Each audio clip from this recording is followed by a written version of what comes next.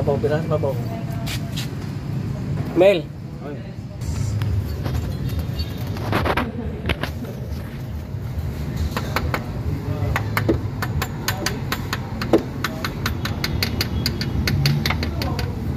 Patong kuan be.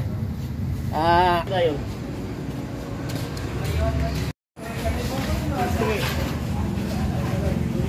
Nay kapigas, okay yung kapigas. Kumupli mo siya kay buwak mo siya. Unang ipi, kapigas. Oh, sa kabila.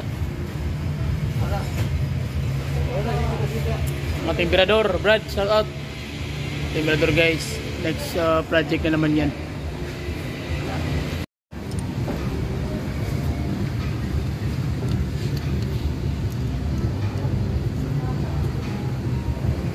Brad. Dirty hands.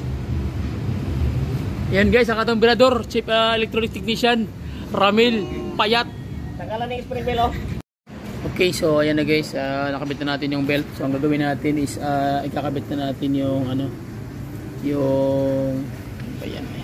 Okay, so ito na yung belt na kabit na natin.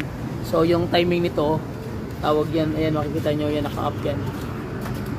Ayan yung sign na na-up. So yung kunya niya is nakakabit dito sa gitna. So naka-tap din yung naka-up na yung kilak.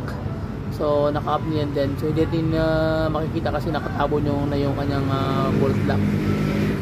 Okay, so ayan guys, maglalagay tayo ng timing belt.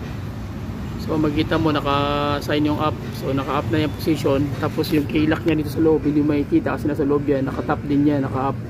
Tapos ito makikita nyo rito, ayan. So itatapat mo lang ito, tsaka yun dito. Yan o, yan. Dito yan sa sentro.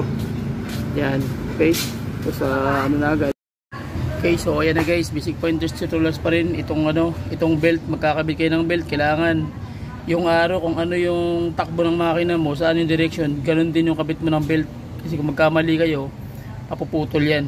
So malaking problema dahil masisira yung buong valve train mechanism. So ayan na yung timing, ayan may up, tapos meron din dito. Ayan. Okay, so kabit na natin ito.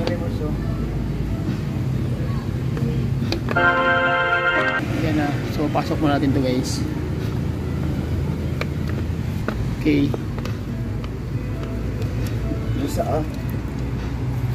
Ayan, sige. Itong wire naka-libre to.